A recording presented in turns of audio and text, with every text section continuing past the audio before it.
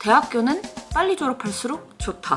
이렇게 자주 많이 선택을 강요받은 적이 없어요. 유튜버로 일획천금하기 쉽지 않습니다. 전부인 줄 알았던 미친놈이었구나 걔가. 혼인신고를 하고 같이 사시면 되고 부모님한테 그렇게 통보하면 되는 거 아닌가요? 제가 너무 MZ인가요? 제가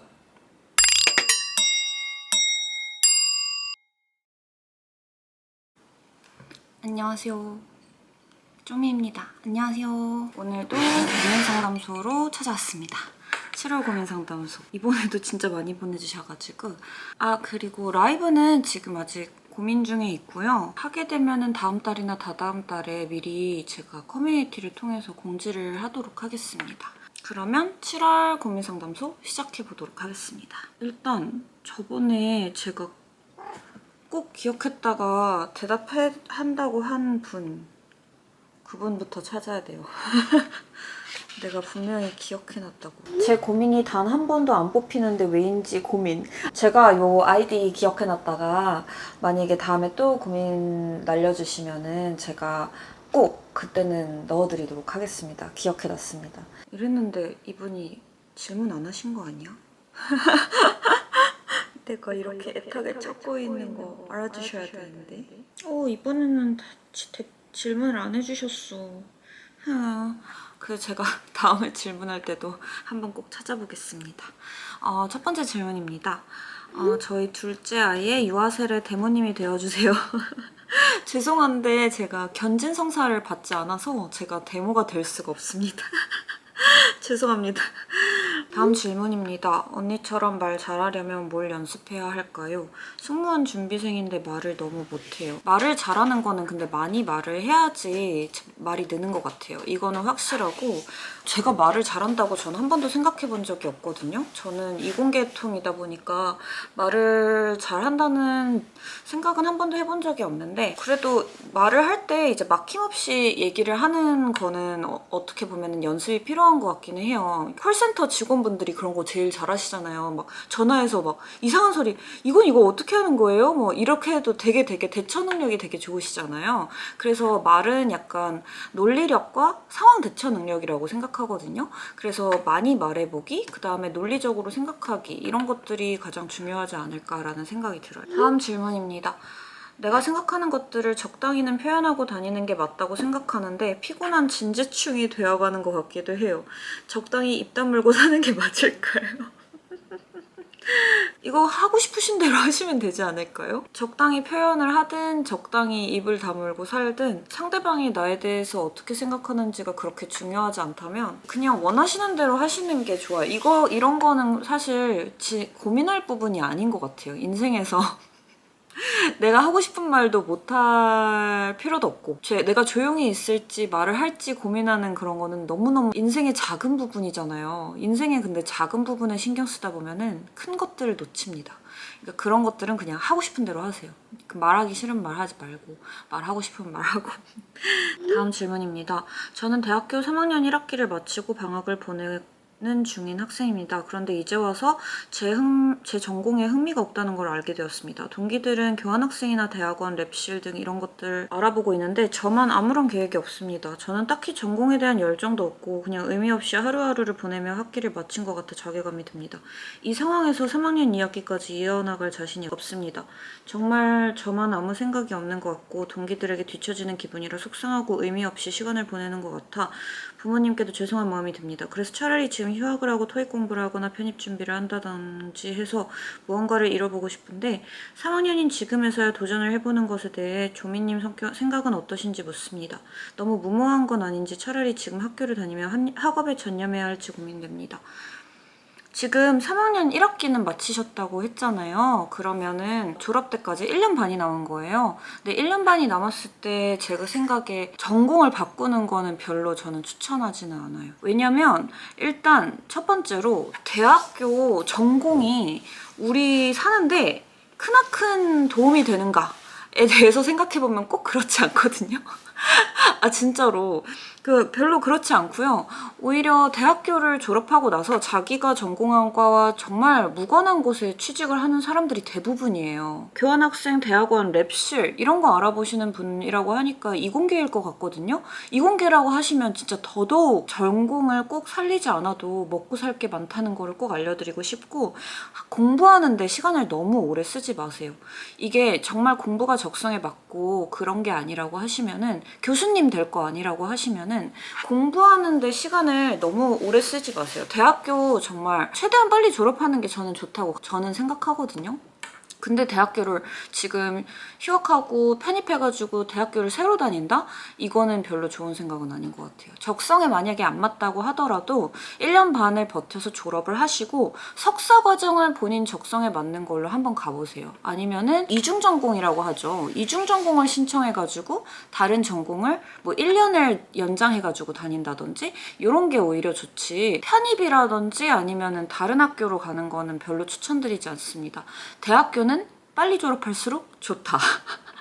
아 진짜입니다. 진짜 그렇게 생각을 하고요. 대학은 최대한 빨리 졸업하고 회사에 일찍 들어가는 것이, 사회생활을 더 빨리 시작하는 것이 이득일 거예요. 저는 이거 진짜 확신을 가지고 말씀드릴 수 있어요. 오늘도 1일 1응원 민초배 행복하세요. 감사합니다. 구독자님도 행복하세요. 다음 질문입니다. 언니는 우울할 때 뭐합니까? 남친이랑 헤어지고 계속 마음이 안 좋네요. 저는 우울하면 일단 푹 자고요. 한 12시간 정도 자요. 그러면 기분이 조금 나아지거든요. 그런 다음에 맛있는 거 먹어요. 그 다음에 이제 넷플릭스나 웹툰을 봅니다. 이게 제 힐링 약간 그 리추얼 같은 건데요. 일단 뭐 정신과적으로도 우울할 때 수면이랑 맛있는 식사 이런 것들이 가장 중요해요. 그리고 일상적인 일상을 이어가는 거, 그런 것들이 가장 중요하거든요. 그러니까 아무리 우울하더라도 자기의 생활 습관을 망치면 안 돼요. 그 감정에 빠져 계시는 것보다는 뭔가 내가 조금 더 행복할 수 있는 그런 자극을 자꾸 찾아 나서는 노력이 필요하다고 저는 생각해요. 잠깐만. 쯔, 나 촬영 중이라서 나중에 전화할게. 사랑해요. 죄송합니다. 남자친구 퇴근해가지고 전화 왔네. 히히, 호호호. 나는야 매일매일 전화, 퇴근하고 전화 받는 여자지롱. 죄송합니다. 아 이거 왜 자랑하고 싶었지 방금? 다음 질문입니다. 결혼 준비하시면서 가장 힘들었던 건 무엇이었나요? 결혼 준비하면서 가장 힘들었던 건 그런 건 것 같아요. 일단 제가 이렇게 자주 많이 선택을 강요받은 적이 없어요. 그래서 선택을 너무 많이 해야 되니까 그게 일단 스트레스 받았고, 두 번째는 우리 둘만의 문제가 아니라 가족과 가족의 결합이다 보니까 스트레스라기보다는 익숙하지 않은 일들이 자꾸 생기는 거죠. 예를 들어서 뭐 상견례도 그렇잖아요. 우리 부모님이랑 막 다 그 남자친구 부모님이랑 다 같이 만나야 돼. 그럼 그거 생각만 해도 뭔가 두근두근 하니까 새로운 경험해보지 않은 그런 일들이 계속 일어나다 보니까 연속적으로 아무래도 조금 그런 것들이 힘들고 좀 예민해지는 것도 있어요. 돈이 많이 드니까. 결혼식 비용이 뿐만이 아니라 집도 구해야 되죠. 가구도 사야 되죠. 혼수도 해야 되지. 뭐 그런 것들이 조금 종합적으로 사람을 예민하게 만드는 것 같습니다. 예민하다 보니까 아무것도 아닌 거 가지고도 싸우게 되고 그렇습니다. 월급쟁이 삼성 워킹맘인데요. 일획 청금하고 싶어요. 유튜버들 부럽습니다. 퇴사 후 전향 안 되겠죠? 유튜버는 그 진입장면이 굉장히 낮잖아요. 그러니까 유튜버로 전향하는 것이 어렵진 않죠. 당연히. 하지만 일획 청금이라고 하셨는데 유튜버로 일획 청금하기 쉽지 않습니다. 제가 그때 말씀드린 적이 있긴 하지만 유튜브에서 받는 조회수 수익은 전부 다 편집비로 나가거든요. 플러스 마이너스가 없다고 보시면 되고, 저는 유일한 플러스는 광고예요. 제가 한 달에 한 번이나 두 번 정도 광고를 받잖아요. 그러면 이제 광고료로 제가 생활비하고 플러스를 하는 것이지 유튜브 조회수라든지 이런 것들로는 전혀 생활을 할 수가 없는, 그러니까 진짜 그냥 스쳐 지나가는 돈이에요. 그렇기 때문에 사람들이 유튜버들 되게 돈 많이 버는 줄 아시는데 그렇진 않다. 유튜브의 매출만 생각하지 마시고 비용을 한번 고려를 해가지고 다시 생각을 해보시는 게 좋겠다라는 생각이 듭니다. 다음 질문입니다. 마음에 큰 상처를 준 남자를 1년 넘도록 못 잊어요. 사귄 적 없고 연락도 안 하는데 잊어버리는 좋은 방법이 있을까요? 이런 거는 다른 사람을 만나는 게 좋을 것 같아요. 이 한 명이 지금 그 표본이 한 명이면 그 한 명이 내가 아는 전부일 수도 있어요. 근데 표본이 많아지면은 전부인 줄 알았던 그 나쁜 표본이 사실은 정말 작은 거였구나. 미친놈이었구나 걔가. 이렇게 생각할 수도 있거든요. 그러니까 다른 표본들을 많이 만나셔가지고 시야를 넓히는 게 좋지 않을까라는 생각이 듭니다. 다음 질문입니다. 어떻게 하면 여자친구에게 결혼에 대한 확신을 줄 수 있을까요? 여자친구가 결혼식은 안 하고 싶어 합니다. 주목받는 거를 너무 힘들어해요. 어떻게 부모님들을 설득할 수 있을까요? 결혼식을 안 하는 거에 대해서는 충분히 이해가 가요. 근데 그 이유를 잘 들어보실 필요는 있을 것 같아요. 그 이유가 이제 인간관계가 조금 안 좋은 사람들이 있을 수도 있거든요. 그래서 그 이유가 허례허식이 싫어. 그렇기 때문에 결혼식 안 하고 싶어. 이게 이유인 건지 아니면은 결혼식에 올 사람이 없거나 다른 숨겨진 이유가 있는지 일단 한번 찾아보시는 게 좋을 것 같고, 그리고 만약에 그냥 허례허식이 싫다는 거면은 사실 부모님을 설득시킬 필요가 있나요? 둘이서 결혼을 하기로 마음을 먹었고 혼인신고를 하기로 마음을 먹었으면 혼인신고를 하고 같이 사시면 되고 부모님한테 그렇게 통보하면 되는 거 아닌가요? 제가 너무 MZ인가요? 아니 내가 하는 나의 결혼식인데 그거를 부모님한테 설득을 받을 필요가 있나요? 제가 여자친구랑 얘기해봤는데 나는 이렇게 하기로 했어 라고 말하면은 이해해 주시지 않나요? 계속 질문이 늘어나네. 진짜 죄송해요. 근데 만약에 부모님이 되게 완고하시고 옛날 분들이셔가지고 꼭 결혼식을 해야 된다. 그러면은 이제 정말 스몰 웨딩을 하는 방법이 있겠죠. 친척이랑 가족만 딱 모아가지고 아주 작게 스몰 웨딩으로, 요즘에 스몰 웨딩 베뉴도 많거든요. 그런 식으로 할 수는 있을 것 같아요. 근데 저는 결혼식은 안 하고 싶어 하는 거는 좀 충분히 이해가 가면서도 이제 너무 완고하면 그것도 좀 이해는 안 가죠. 왜냐면 내가 결혼식을 하기 위해서 결혼을 하는 게 아니라 나는 이 사람이 좋아서 결혼을 하는 건데 결혼식을 하고 말고가 뭐가 그렇게 중요합니까? 그래서 이제 부모님과 여자친구랑 혹시 기싸움은 아닌지 조금 생각해 보셔야 될 것 같아요. 한 명은 포기를 해야 되거든요. 근데 굳이 기싸움을 할 필요가 있는가? 그 중간 역할에서는 본인이 원하시는 거를 중간 역할을 잘해야 될 거라고 생각해요. 아무튼. 네. 다음 질문입니다. 요즘 건강이 너무 안 좋아졌는데 조미님 평소에 건강관리 비법 궁금합니다. 저는 건강이 되게 멘탈이랑 이어져 있더라고요, 저는. 그러니까 저는 스트레스 받고 일 너무 많이 하거나 뭐 아니면 잠 많이 못 자고 이러면은 바로 건강이 이제 비실비실합니다, 제가. 정말 스트레스 관리가 답이라고 생각해요. 그리고 스트레스 관리랑 그다음에 그냥 정석적인 이론은 규칙적인 생활 습관. 매일 같은 시간에 일어나고 매일 같은 시간에 자고 술, 담배 하지 않고 식사 하루에 2끼 규칙적으로 먹고 맵고 짠 거 좀 덜 먹고 물 많이 마시고 운동 일주일에 3번 이상 땀날 때까지 하고 그런 것만 지켜도 면역력은 유지가 되는 것 같아요. 다음 질문입니다. 촬영 너무 예쁘게 하셔서 부러워요. 저도 촬영 앞두고 있는데 뚝딱이라 걱정이 많아요. 꿀팁 있을까요? 진짜 웃는 연습 많이 하셔야 돼요. 이게 무표정은 눈에 힘을 푸셔야 되고요. 입에도 힘을 푸셔야 돼요. 그래서 약간 이 표정이고요. 그 다음에 웃는 표정은 웃을 때 사람들이 당황해가지고 입만 웃어요. 이렇게. 근데 그러시면 안 되고 눈 같이 웃어야 돼요. 이렇게 눈을 같이 웃으셔야 되고 입이 계속 웃다 보면 여기가 파르르 떨리거든요. 그러니까 그거를 되게 연습을 많이 하셔야 돼요. 안 그러면은 진짜 웃고 있는데 이렇게 떨려요.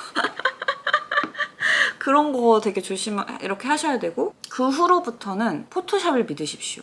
진짜. 포토샵 매직입니다. 다음 질문입니다. 조미님은 남자친구랑 싸울 때 어떻게 화해하나요? 주로 어떤 이유로 다투시게 되는지도 궁금합니다. 제 생각에 싸울 때 그냥 보통 각자의 시간을 조금 가지고 전화를 너 왜 싸우는 거야? 전화를 누구든 먼저 전화를 해가지고 서로 미안하다고 하면은 보통 화해를 합니다. 보통 싸우는 거 진짜 별것도 아닌 걸로 싸우거든요. 그냥 뭐 너가 말을 조금 기분 나쁘게 했네 뭐 했네 어쩌고 하면서 그런 거는 좀 생각이 지나면 내가 이걸로 왜 싸웠지? 이렇게 생각이 들기 때문에 그러면은 전화해가지고 그냥 푸는 편입니다. 저희는. 다음 질문입니다. 남자친구가 하고자 하는 일이 점점 많아져요. 저는 왜 이렇게 지지해주기보다 바빠지는 것과 바람필까봐 별별 걱정을 다해요. 언니 저를 어쩌면 좋나요? 사실 남자친구가 할 일이 많고 하고 싶은 게 많으면 건강한 관계는 지지해주고 응원해줘야 됩니다. 이거는 본인 자기 자신을 조금 돌아볼 필요가 있어요. 내가 너무 외로움을 많이 타는 것이 아닌가? 아니면은 내가 너무 관계에 대해서 신뢰가 없는 것이 아닌가라는 생각을 해야 됩니다. 근데 그런 거는 보통 자기 자신의 그런 자존감이 결여되어 있는 것에서 비롯되는 경우가 많아요. 그러니까 내가 자존감이 낮은 것을 남자친구한테 채우려고 하면은 그러면은 그때부터 이제 집착을 하게 되고 나랑 시간을 더 많이 보내길 바라고 이렇게 되는 거죠. 근데 그거는 별로 건강한 관계라고 생각이 들지 않거든요. 저는 앞으로 오래오래 건강하게 관계를 이어나가기 위해서는 본인이 자존감을 가지고 내가 주도성 있게 남자친구가 없더라도 되게 온전하게 멀쩡한 사람이길 저는 바래요. 사연자님이. 그렇기 때문에 남자친구한테 의존하지 않는 법부터 먼저 조금 연습하시는 게 좋지 않을까 싶습니다. 이럴 때일수록 연습하기가 좋을 거라고 생각해요. 남자친구가 바빠지니까 그 시간... 백호 백호 제발 일로 와. 네, 아무튼 그렇습니다. 백호야 일로 오라고. 여기 누워. 다음 질문입니다. 30살 딸아이가 사귄 지 1년도 채 안 된 남친과 해외여행을 가겠다고 하네요. 솔직히 말리고 싶어요. 어쩌면 좋을까요? 근데 30살이잖아요. 30살이면은 사실 본인이 본인에 대한 의사결정을 다 할 수 있는 나이입니다. 그리고 지금 요즘에 연애 프로그램이나 TV 보시면 아시겠지만 30대잖아요. 그러면은 남자친구랑 여행도 신나게 다니고 다 주변에서 그럴 거예요. 근데 거기서 이제 부모님이 안 된다고 하면 무작정 굉장히 보수적인 부모님에 속하게 되시는 거거든요. 그래서 저는 1년도 안 됐다고는 말씀하시지만 요즘에 1년까지 잘 안 사깁니다. 6개월 넘었다고 하면은 사실상 굉장히 진지한 관계라고 보셔도 돼요. 그냥 너무 걱정이 되시면 차라리 해외여행 가기 전에 인사 한번 오라고 해라. 뭐 이런 식으로 말씀 주시면 될 것 같아요. 해외여행 허락해준다는데 엄마한테 인사 오라고 하는데 그거 뭐 남자친구가 내가 니네 엄마한테 인사를 왜 가? 이러는 애면은 좀 문제가 있습니다. 사회성에 문제가 있습니다. 근데 와가지고 어머님 잘 데리고 다녀오겠습니다. 뭐 이러는 애면은 보내주셔도 돼요. 원래는 진짜 그냥 가도 되는 나이예요. 30살이면은. 그렇게 생각합니다. 다음 질문입니다. 실직했어요. 스스로 관두려고 했는데 먼저 잘라버리니까 기분이 진짜 별로예요. 본인이 원래 관두려고 했다고 하셨잖아요. 그러면은 저는 항상 이게 내가 바꿀 수 없는 일은 무조건 긍정적으로 생각하자 주의거든요. 근데 봐봐요. 내가 관두려고 했어. 근데 회사에서 자른 거야. 그러면 땡큐. 왜냐? 내가 그만두면 자진 퇴사하면 실업급여 안 나오잖아요. 회사가 나를 잘라주면 실업급여도 나오고 땡큐. 이렇게 생각하시고 넘어가셔야지. 자존심. 내가 관두려고 했는데 니네가 먼저 잘라? 막 이렇게 화내지 마시라는 거예요. 이거는 세상은 무조건 내가 화낼수록 제 손해입니다. 진짜 긍정적으로 생각할수록 이득입니다. 이 세상은. 네. 집순이가 운명의 짝을 만나는 방법. 최소 노력, 최고 효과. 이거는 근데 무조건 소개팅 아니면은 선입니다. 이건 진짜 확실해요. 그 집순이 소개팅 들어옴. 필승 정력 하나만. 이번에도 최소 노력, 최소 효과. 소개팅 진짜 들어왔어요? 진짜 축하드려요. 제가 말했잖아요. 진짜 최소 노력, 최고 효과는 소개팅이나 선이라고. 소개팅 진짜 대박이다.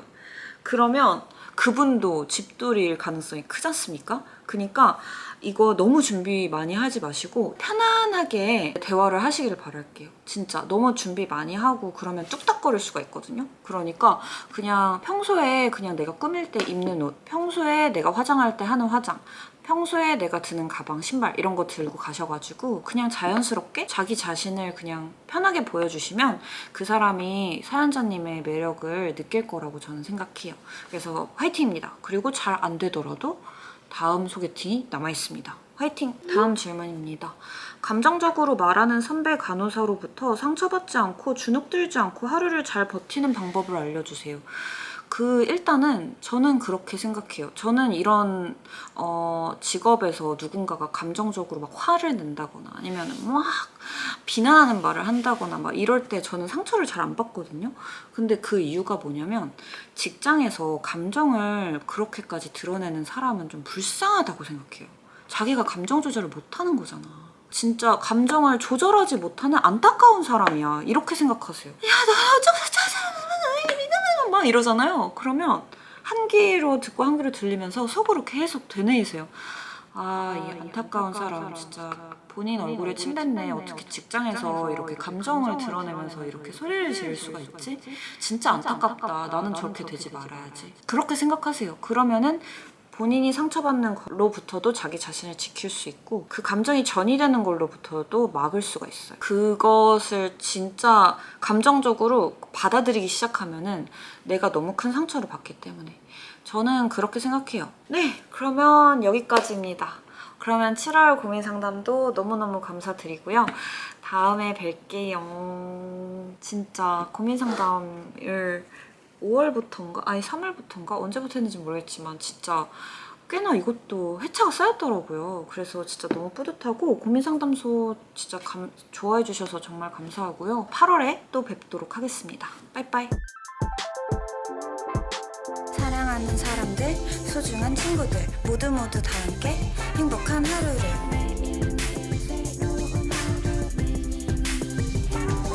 가장 작은 것이 소중해 하찮은 게 중요해 돌아보면 그렇더라 신발 백호 미니